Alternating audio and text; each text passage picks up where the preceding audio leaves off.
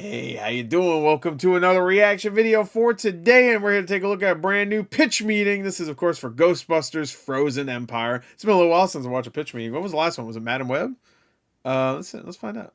Me and you. Let's go. Let's hold hands. Let's see. It was Divergent. I didn't watch Fantastic Four. No. Ghostbusters. No. Yeah, Madam Web. That was the last one. I didn't watch Gods of Egypt. What the hell's wrong with me? I love that movie. Anyway. Now, with the revisited ones, by the way, I guess I should say, that's not revisited. This one and this one. No, this one's not either. Oh, so he never did Gods of Egypt before. Okay. So really, the only revisited one was this one. What is the revisited ones? It looks like it's old footage. So is it just a... Yeah, it definitely is. He looks younger there. Okay, so it's just like the same one, except what do they talk about or something? I don't know. Anyway. Let's get back to this. Ghostbusters Frozen Empire, I saw this yesterday. I thought it was okay. I didn't love it. I thought it was fine. I had a good time for the most part. There's some problems, massive ones. I think there's way too many characters. I didn't really care for some of the characters in this one like I did in the last one. Not that I loved them in the last movie, but I liked them better in that one than this one. I actually preferred Afterlife's more indie feel to like at least the first half of the movie, where it was just like, it was kind of like, I don't know, watching just kids, and it's almost kind of like a Stranger Things thing, I guess, or whatever. Helps that the Stranger Things kid was there, but I didn't love pretty much any aspect of the movie, but I didn't have a bad time. I don't know. I thought Dan Aykroyd was good in it. I liked watching him be Ray again, like for a long stretch of time. You could tell he was excited to do that. And there was some more lore building and world building with the Ghostbuster stuff. I thought was fun, I guess. So anyway, let's get to it. Let's check this out. What does Pitch Meeting has to say? Let's go. Spoilers.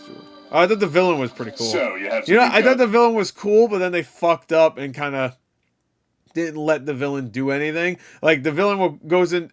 Again, this is gonna be spoilers, so if you haven't seen the movie, you should watch this. The villain goes into the firehouse, and that's like the only time you see him really do anything. I mean, you see him in the other area, and then there's like a time where he goes into like a vape shop or whatever. It's supposed to be funny, I guess.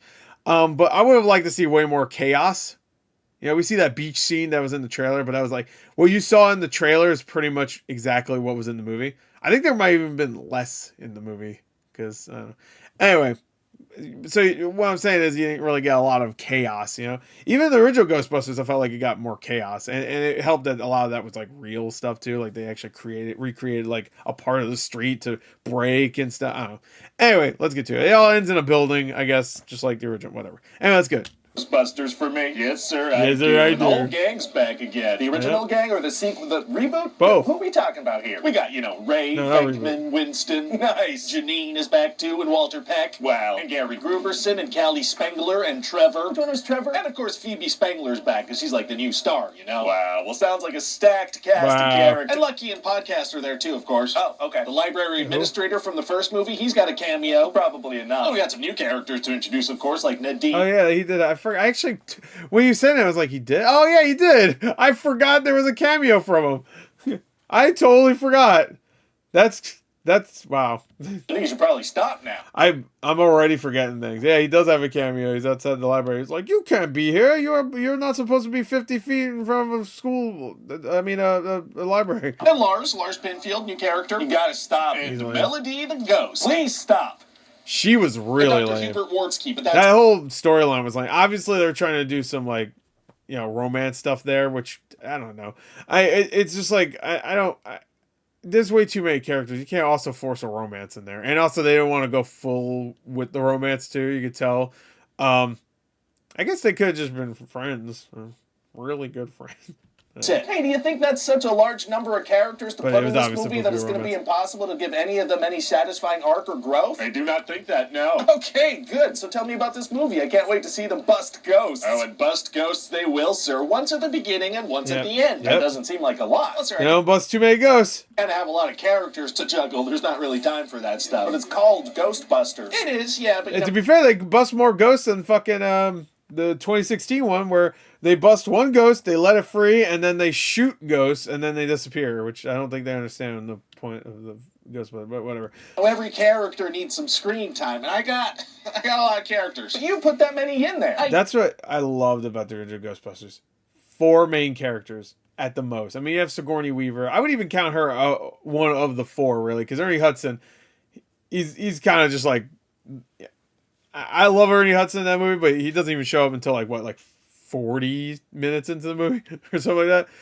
He's just like, hey, if there's a steady paycheck, I'll do anything you say. Yeah. So at the beginning of the movie, the Spengler family is out on a ghost hunt in New York City, and they're after a flying That was a fun ghost. sequence. Oh boy! It didn't make any fucking sense, because they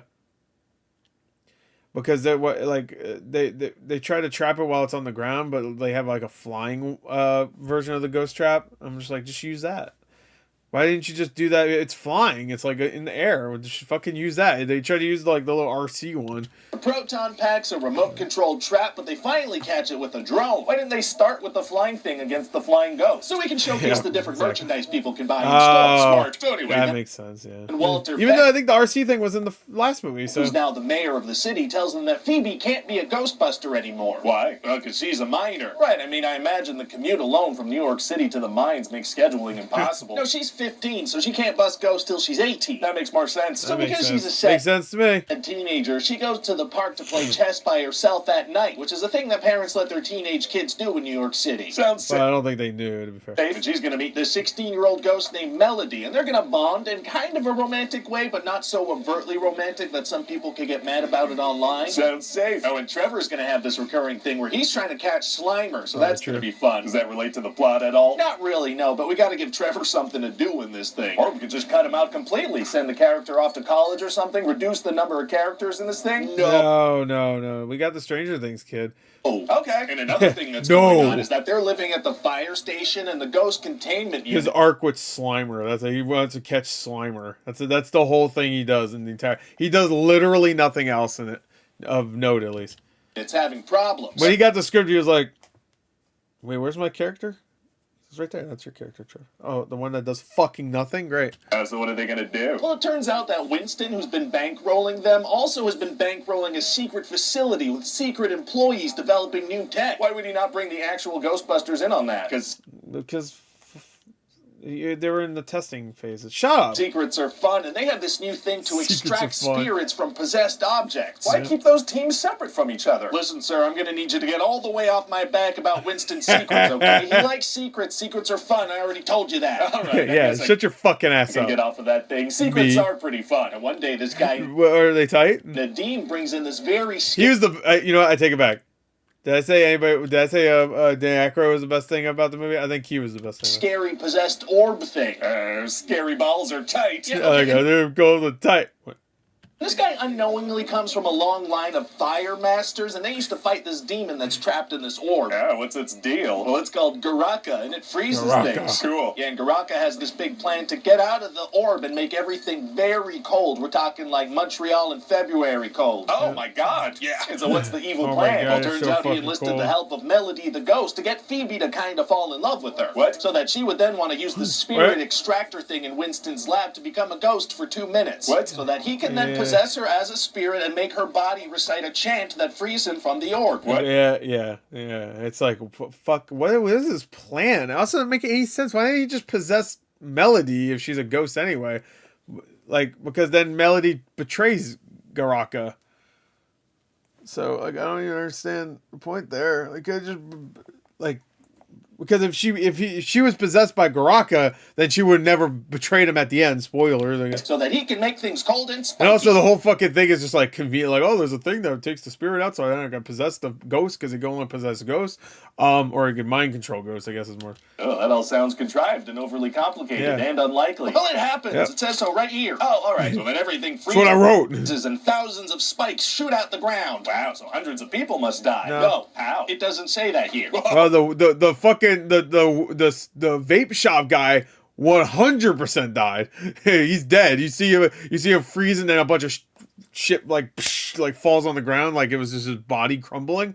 He's definitely dead. Which, by the way, I would like to bring up the fact that Phoebe is responsible for some of those because, you know, I mean, inadvertently, to be fair, but still. Oh, close one. And inside the fire station, Which, by the way, Phoebe became the stupidest character ever. Like, she was supposed to be really smart, and I liked her a lot in the first one, but this one was just all, like, angsty, you know? Like, I don't know. Like, in the original, she was kind of angsty, too. But there was a lot more she was a lot more fun in that one. She had all those stupid jokes and stuff. All the Ghostbusters got to prep to fight Garaka. Oh, yeah? Yeah, everybody's going to suit up, but Phoebe's going to be like, I know that Garaka does not like brass, so I need to incorporate brass into my weapon. Well, that sounds like an impossible task at this point. Actually, it's going to be super easy. Barely inconvenience. Oh, really? Would they cut a part of the fire pole from the the Ghostbusters fire station, which I was like, oh, I don't want you to do that. Don't do that. Don't cut part of the pole. And then they do it. I'm like, oh. But then they show a shot of the pole later in the movie, and there's like no part that was cut. I was just like, I was like, what happened? Like, because it looked like a big piece they cut off of it. They had, I don't know. Yeah, see, she's gonna cut down one of the brass fire poles, melt it down, dip her weapon in it, all in the time. I guess they're. All right. It takes the others to zip up their outfits. Oh, wow, she is lightning fast. They don't call her Speedy Phoebe for nothing. Oh, do they call her that for fun? No. They don't. No one. Nothing. Oh, right. They're nothing. Also, the Dean needs to figure out how to use his powers, but he can barely manipulate the flame from a candle. Yikes, how's he going to manage that? By being off screen for a little bit and then popping out, having mastered his powers. That always works. He's really good at it now. Then they all save the day, and when they come out of the fire station, everybody's cheering for them. They're just there. What's happening inside? Unclear. Shut up. And so what do you think? Well, I mean, it sounds like a nice farewell to the Ghostbusters franchise, you know? Farewell. Really? No, I'm just kidding. We can't let anything die ever. How else can we milk this IP? Oh. I mean, I'm actually down with a Ghostbusters animated series. I mean, I love the real Ghostbusters and Extreme Ghostbusters. I love that too. I don't give a fuck. Hi everybody, it's Ryan George here. Thanks for watching that pitch meeting. I hope you liked it. Don't forget to subscribe to the channel and email this video to your grandparents. You might want to call them on the phone to make sure that they received it. Some older people have trouble with technology. It's not really they're their gonna really fault. have some trouble because they're dead. Just call them if you can. All my grandparents are dead. They're dead. Next time. Bye. Thank you for bringing up the death of my grandparents. Thanks. I was feeling good today, and then you brought that up, so now I'm fucking really upset about it. Thank you. I was just getting over it. It's been like almost 20 years. Anyway, Ghostbusters, Frozen Empire, pitch meeting. Hey, it was me. That was good though. I like these videos. These videos are fun. I just wish I just wish I watched more movies nowadays. I just don't. Because like there's times where I'm just like, I'm not going to watch that one. I know there's a few in the past I just skipped because I'm like, I'll probably watch that eventually. And I just never did. There's also been a couple where I didn't watch the movie. So, and then I was just like, I don't know. Did I watch the Rebel Moon one? I think I did. Anyway, everybody excited for Rebel Moon Part 2? Oh my god, it's going to be so fucking good. I can't wait.